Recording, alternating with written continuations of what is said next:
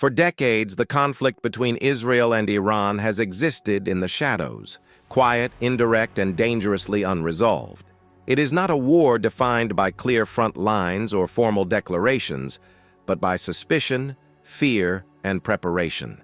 At the center of this tension lies a single question that has shaped the security of the Middle East for years. What happens if Iran acquires nuclear weapons? For Israel, a country smaller than many global cities, the possibility represents an existential threat. Israeli leaders have long believed that a nuclear-armed Iran could fundamentally alter the balance of power in the region, placing millions of Israeli citizens within reach of catastrophic destruction. Iran, on the other hand, insists its nuclear program exists for peaceful purposes: energy production, scientific progress, and national independence. But trust between the two nations collapsed decades ago, and in its absence, every technological advancement becomes a source of fear rather than progress. The roots of this hostility stretch back to 1979, when Iran underwent a revolution that transformed it from a Western-aligned monarchy into an Islamic republic. Almost overnight, its foreign policy shifted.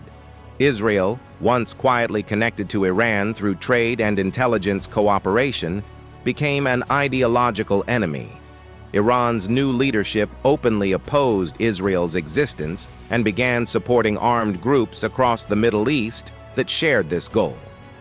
Over time, these groups, including Hezbollah in Lebanon and Hamas in Gaza, became powerful forces capable of launching rockets, drones, and attacks against Israeli territory.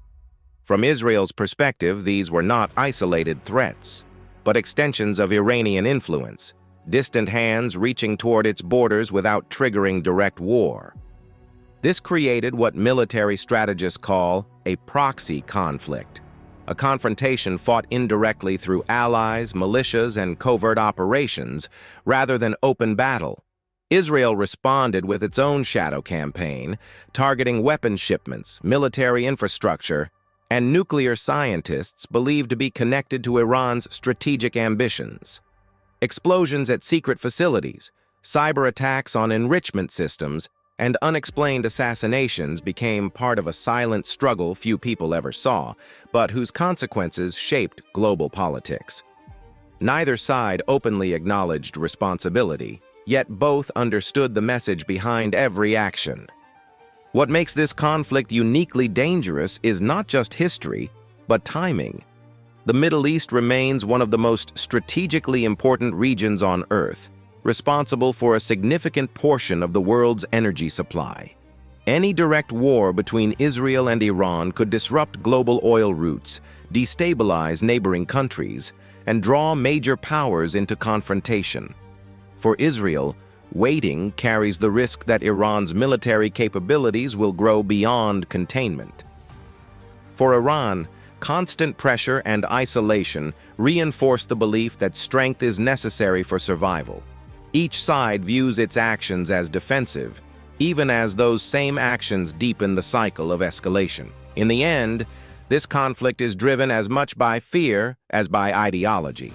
Fear of vulnerability, fear of annihilation, fear of losing influence in a region where power has always been contested. It is a confrontation shaped not by a single event, but by decades of decisions, mistrust, and preparation.